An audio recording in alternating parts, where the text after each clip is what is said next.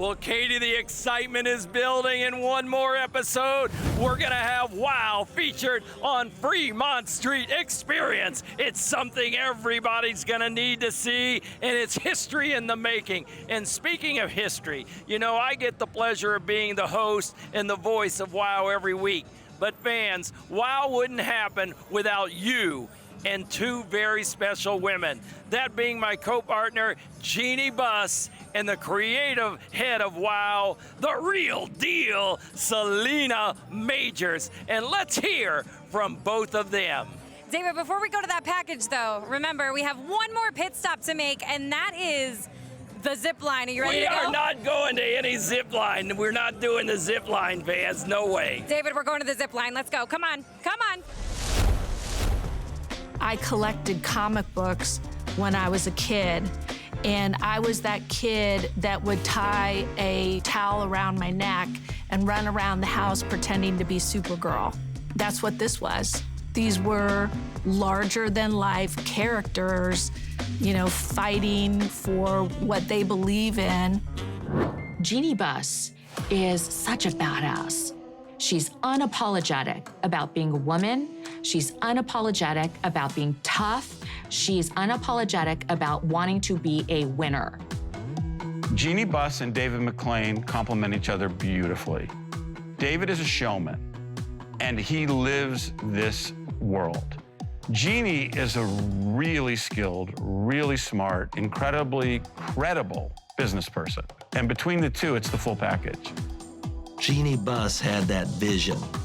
She knew what WOW could become. When I was 11 years old, there was a match that was billed as Battle of the Sexes. Live from the Astrodome in Houston, Texas, the tennis battle of the sexes, Billie Jean King versus Bobby Riggs. I was a kid, I really didn't pay attention until my dad sat me down and said, I want you to watch this because this is gonna change the world. Back in the day when there wasn't cable and there wasn't streaming, and there were just a few things to watch, and everybody was watching that. I can remember watching it at my house in Indianapolis. Whether you were a tennis fan or not, you watched it because it was theater, it was sports, and it was entertainment. There's Bobby doing his thing, the big act, the big bluster.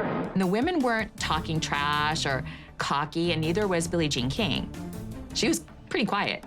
It was Bobby Riggs that was, you know, doing all of the yapping. Girls play a nice game of tennis for girls, but when they get out there on a court with a man, even a tiny little man of 55, they're gonna be in big trouble.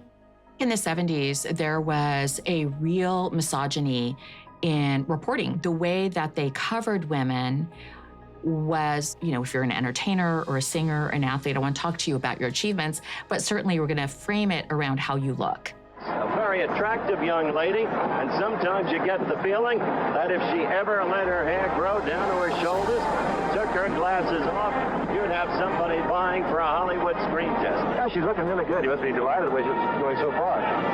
Yes, we're real pleased with the way she and I think she'll do it. Well, we're up here real pleased with the way Billie Jean's mother looks, a very dignified and lovely-looking lady. Maybe it was because of women's lib and women trying to fight back that there was almost a, well, I'm going to put you in your place, sweetheart, kind of an attitude with some of the male journalists.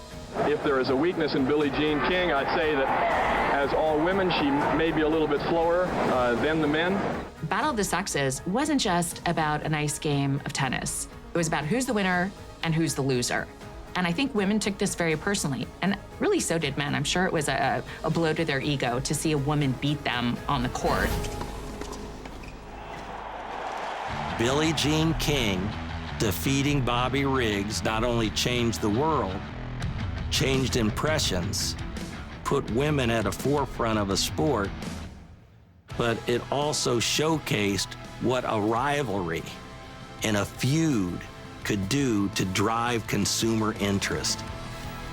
It blew my mind. It changed my thought about what I could be capable of as a young girl, that gender roles weren't going to keep me from pursuing something that inspired me. A lot of girls would be playing a lot more sports if people would accept them better in society, because it's generally, if a woman decides to go into sports, it's a no-no and it's a negative approach. And why? Because it means you're masculine, it means you're aggressive, all those things that people connotate with not being a woman or a lady, and that's finally changing. You've got to have a place to display your talents. She is still a mentor of mine. I'm blessed to know her, and she is a person who is not afraid to speak her mind. This June marks the 50th anniversary of Title IX. That's the landmark law that bans discrimination on the basis of sex in educational programs or activities that receive federal money and has provided equal opportunities for women in sports. It would not have passed without the efforts of Billie Jean King and other players who put their careers on the line to fight for women's rights in athletics back in 1973.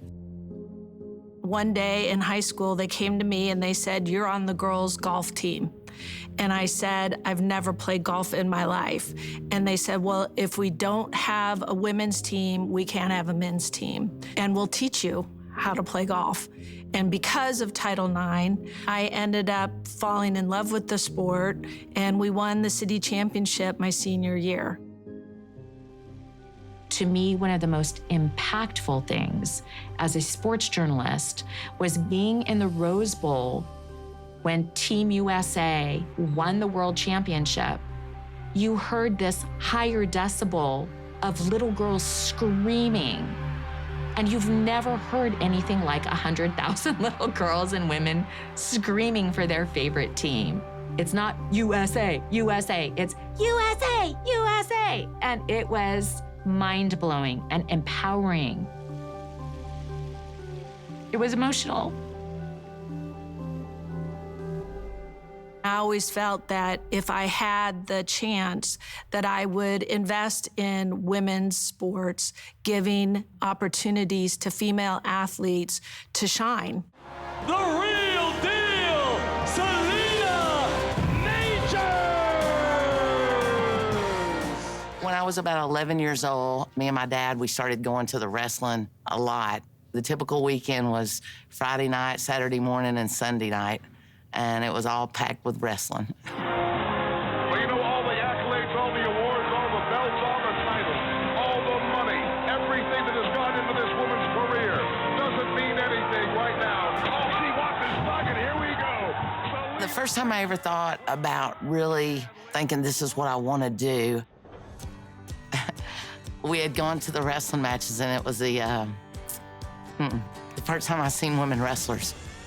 On the way home, I was usually really chatty and telling my dad, like, "Oh, did you see him do this? And did you see that?" And I was like super quiet. And he was like, "What are you thinking about?" I was like, "That's what I want to do." And that was the first time I realized, because I seen women could do that. So that was a big, big moment for me. I followed up by saying, "I want to do that, but I don't want to wrestle like they did." And he goes, "What do you mean?" And I said, "Well, they pulled hair and they fought like girls." I said, "I want to wrestle like the boys do."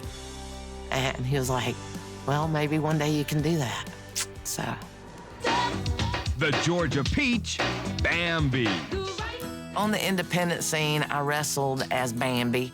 And back then, I always kind of wanted to keep my real name private. I liked the fact that I was just Bambi. The kids all liked me, and at the shows, it was easy for them to chant, "Bambi, Bambi." I came here for one reason tonight, and that's to make my dream come true. When I ended up with David and WOW, like 20 years ago, I'm doing it not only for me, not only for you, but for you, Dad. I just decided to go with my real name, Selina Majors.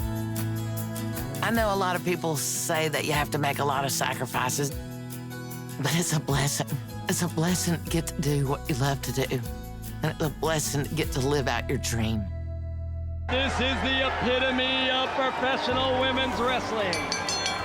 When I see Selina Majors, I'm humbled by her. Like, she can do anything. Boy, no kidding. Watch this. She's so powerful. I don't even think she realizes how much she means to somebody like me. And the idea that I get to work with her and that she's training the next generation of women wrestlers, what a gift. I take that into a big bag. And that's when she hit the ropes and does the fist bang. Give me a minute, I'll figure it out. I was between careers, and somebody sent me on an audition, and I had never been on an audition. I didn't even know what they meant when they said sides. I was like, do a what? I had moved out to California to become a dancer and ultimately work in the fitness industry. We feel if we concentrate and focus on you guys and who you are, we're going to capture a female demographic. So we're looking for that personal connection with you guys. There was this audition for athletic women for a superhero show. Oh my God, having female athletes out there is incredible. I mean, we work so hard. I'm in the gym every day, I eat healthy, and I have nothing to show for it. We have all the sex symbols out there. We can be sexy and be fit, and we just need to show them. Because we can do it, we're strong. We just need to show them that, and I think this is such a great concept. I'm so excited about this. I had an agent who sent me to an audition, and there was like 100, maybe even 200 girls. There was a lot of girls. Why would you be a good wild performer? Because I'm athletic and I like to talk to people, so I'd be good to go on the road, and I like kids, and that's what you're aiming towards. And I think you could come up with some good things for me, like I could be the movie star or some kind of Barbie character. So I made it past that first day, and then I end up at this callback, and it's in this backyard at a beautiful house in Pasadena, and there's a wrestling ring. Everybody move closer. So we don't have any distractions. And it wasn't until I arrived there that I discovered that it was actually a wrestling show. Clothesline this. All right. Okay. He thought he was sending me on an audition to be an interviewer for the show. A hero pose? Yeah. I can flex for you. No, I would just do the usual hero pose like this. And I'm like, I have always wanted to be a wrestler. I'm staying. Well, I used to do cheerleading. I do aerobics. I lift weights. I do a little bit of Taekwondo. And right now I'm shooting a martial arts movie over the summer. Ta-da! When I walked in, and it was women being featured at the center of this show, I mean, that was it. He had me at female empowerment. The community and like what you guys are describing sounds like a really cool thing to be a part of. Selina Majors is the trainer, and Selina's a larger-than-life character. A lot of girls take these little bitty baby steps. Oh, wait. So you want to take big steps, big giant steps. 1, 2, 3. The training was pretty intense. Now watch how her hand does, watch how her shoulder rolls, and keep your head tucked. Good job, very good job. The athletic ability of the girls is incredible now.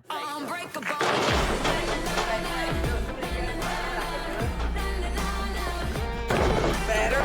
There's only so many spots at WOW. There's only so many spots at any other wrestling organization. You have a better chance of making it as an NFL player, as an actor, as a baseball player, than you do a pro wrestler. We've evolved from the days of I was told I couldn't do that because I'm a girl to now we go out there and do every single thing that they want to do. If they see it on television, they go into the gym, the school, and like, I want to learn how to do this. And I'm like, okay, let's watch it. Let's learn how to do it. But it was well scouted by the veteran Chantilly.